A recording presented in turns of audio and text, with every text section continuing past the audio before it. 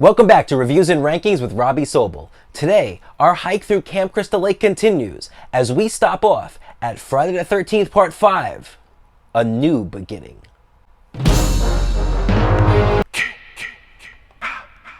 Friday the 13th Part 5, A New Beginning was directed by Danny Steinman and stars John Shepard, Melanie Kinnaman, Shavar Ross, and Dick Wyman.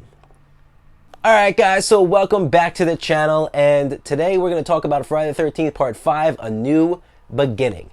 Now just remember, I'm not alone on this hike. A bunch of campers, my friends on YouTube, are joining me along this ride, and you can check out all of their links in the description below.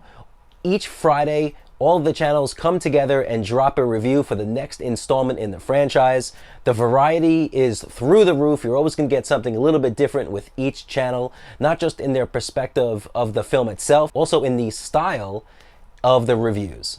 After Friday the 13th Part 4, the final chapter brought in some big time money, over $33 million at the box office on a budget of just over $2 million.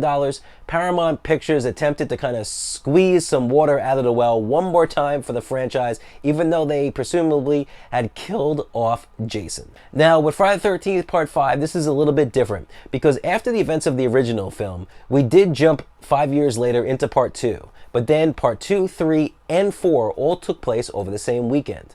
Friday the 13th Part 5, once again, jumps about 5 years into the timeline, even though it's not exactly described or said or confirmed. Right away as the movie starts out, we see Corey Feldman playing Tommy Jarvis once again as he's overlooking a bunch of young grave robbers who were digging up the grave of Jason. But when they do that, Jason pops out of the grave, kills them, and is just about to kill young Tommy until we wake up and we see a now older Tommy waking up from his nightmare.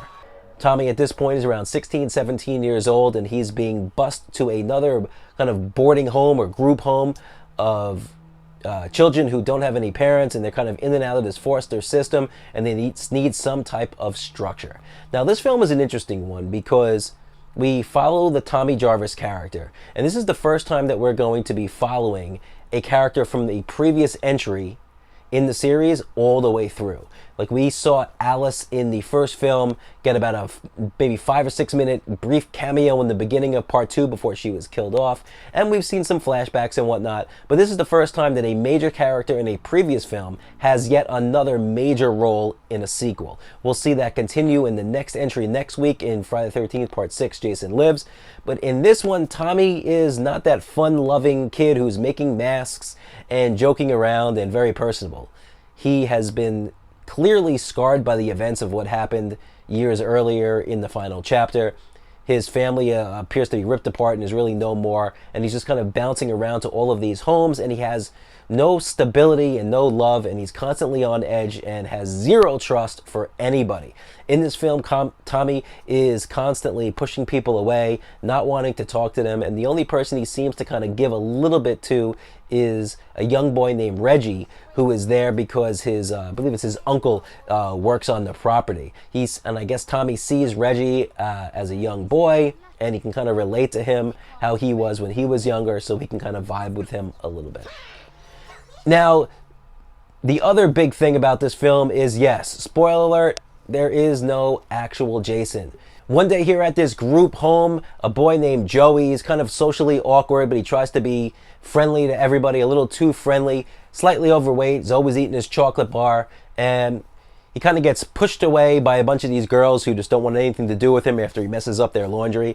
And then he sees a guy named Vic who's cutting some wood, and he's pissing Vic off, and he pisses Vic off to the point that Vic takes that axe and instead of cutting the wood, cuts old Joey to pieces. It's a brutal, brutal sequence that ends up with the paramedics coming to take his body away, and one of the paramedics is named Roy, and this is going to be important later on in the story.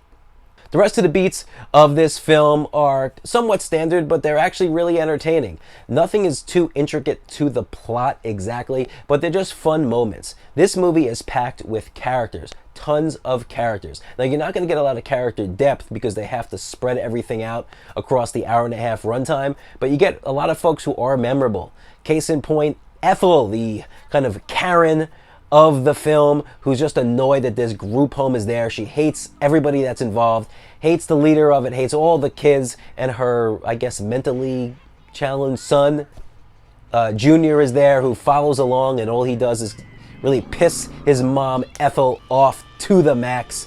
And they just kind of act as the ultimate Karen. They're annoying, but they're also memorable. So, of course, when we see their demise, it's something that you're going to cheer for.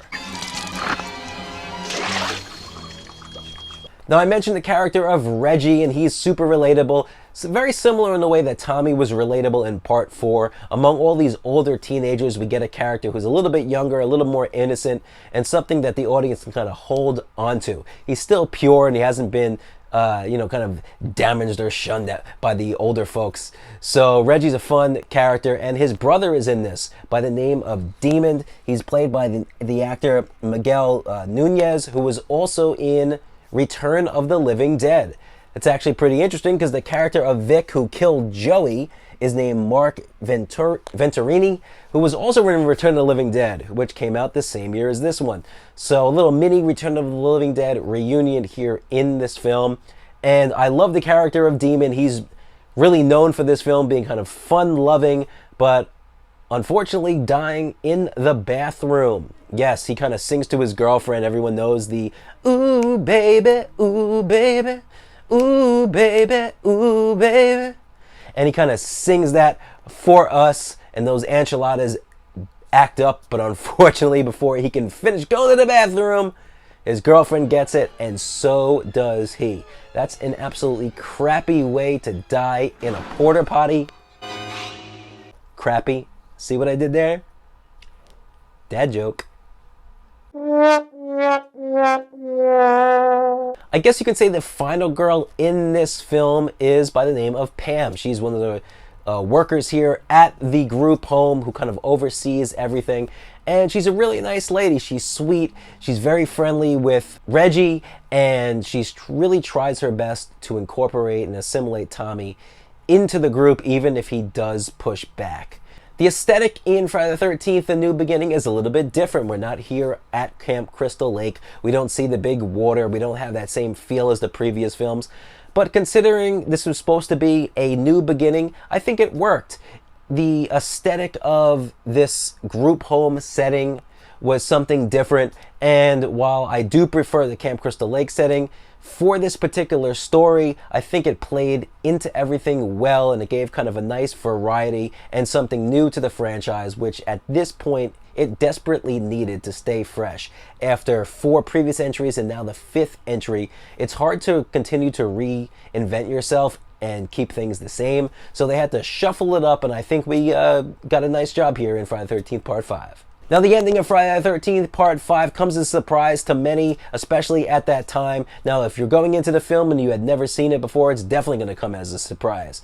During this final act, Jason is hunting down Reggie and Pam and Tommy, who's doing his best to kind of keep himself sane for the fact that Jason is back going after him and the people around him. Reggie gets on a big bulldozer and knocks over Jason. Pam slices him with a machete, and then Reggie kind of goes for the final push to push Jason off and out of this barn. But Jason is able to hold on to the edge until Tommy gets the machete, whacks at his hand, and he falls completely to the ground and gets impaled by all these spikes and gardening equipment. It's at this point that we see the mask come off, and it's not Jason at all. This was an imposter Jason.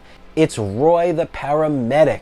And it turns out that Roy, when he saw the body of Joey lying completely cut up at the hands of Vic, it triggered something in him. And it did so because, unbeknownst to everybody, Joey was the son of Roy. He knew that the Camp Crystal Lake legend was still ripe and kind of new in the area, so he was using it as a cover to disguise himself and hope to get away with these murders. But unfortunately for him, it didn't work out. Now, the very end of the film, the final scene, you see Tommy here in the hospital, and we don't know if he's going to be okay mentally or if he's going to be triggered into killing himself. That will be answered next week. But overall, putting a bow here on the story end of things, this is a pretty decent entry. It's a fresh take. And if you're just into just slashers with a high body count, this one's for you. All right, guys, it's time for my absolute coolest kill in Friday the 13th, Part 5. There are a lot to choose from here, but one sticks out for me, and it happens early on, and it's the catalyst for why this entire story gets kicked into gear in the first place. Poor Joey holding on to his chocolate bar and just picking at Vic and annoying him to the point that he gets chopped up by an axe. This is a brutal kill. Joey's scream of death is deafening, and when the paramedics come and pull the sheet over Joey to reveal his body and you see him cut into pieces, it's vicious, it's gory, and while we don't actually see the bodies fly themselves, everything is implied, and then all we need to see is that final reveal, pulling the cover up, and Joey gets Friday the 13th Part 5's coolest kill. But my absolute favorite part of these Friday the 13th review series, it's the deadliest diva. There's a bunch of girls in this film that are super cool and cute. One is named Violet, and she's got a really cool dance, and she's a little edgy. And you know what? Lately, I've been kind of keeping an eye on girls like that who are a little bit more edgy, a little out of the box, maybe something that's a little bit different from me. So I do like Violet in that way. But for my deadliest diva, for Friday the 13th Part 5, A New Beginning, I have to go with the one and the only Tina, played by Debbie Sue Voorhees. Because you know what? I remember watching this movie for the first time, and this was a film that was not on TV often. The first 3 and Part 6 would be on TNT and TBS all the time. Part 7, A New Blood, and Part 8, Jason Takes Manhattan, would rotate on USA Network, usually on like Up All Night, or one of those specials that they would have. And then Part 4 would often be on HBO or Cinemax, and they'd show that uncut. But Part 5, that was tough. I never saw it on TV, and it wasn't until I went to the mall and went to like an FYE and got the VHS copy of it that I saw this. And I remember being in middle school at some point, finally seeing this film, and Debbie Sue Voorhees, boy, she was stacked on top. Typically, I have to admit, I'm more of a butt guy, but I gotta give it up for Tina and Debbie Sue Voorhees. She had a really nice look in this. She obviously, for a younger kid watching this, I was totally stoked to see those boobs just in play, natural too, not hard, not kind of shaped where you see like she was like under the knife. These were just naturally free flowing, and I respect that. That's just the beauty, the natural world. This is what, you know, you were born with, and you're just gonna go with it. She had unfortunately a quick sex scene of coitus with her boyfriend, and then she died in a vicious way. Those shears right to the eyes, and there's that really cool visual of her eyes pretty much poked out with her boobs still standing. So Debbie Sue Voorhees, you know, maybe a little bit too much on the wild side for me, but I'm gonna go for Tina, Debbie Sue Voorhees, and those nice, big, beautiful, voluptuous melon-sized cantaloupe boobs. 9 out of 10. But when it comes to the audience and the critics' reaction for Friday the 13th, Part 5, A New Beginning, over on the Rotten Tomatoes score, this one once again gets a low rating from both critics and fans who went to the theater to see it. The critic score is at 19% and the audience score at 26%. You know what? This is criminally low. Maybe criminally is saying a little bit too much, but this is definitely too low for a film like this. I think this film is a solid entry into the Friday the 13th franchise. A lot of the hate comes because there's no actual Jason, and I think if you actually pluck this entry into the franchise, out of the franchise, and just went from 4 to 6, no one would miss a beat. This is not essential viewing if you want to follow the story along, but it's a nice side entry. It almost feels like a one-shot Elseworld story within the Paramount 8 films of Friday the 13th that were released.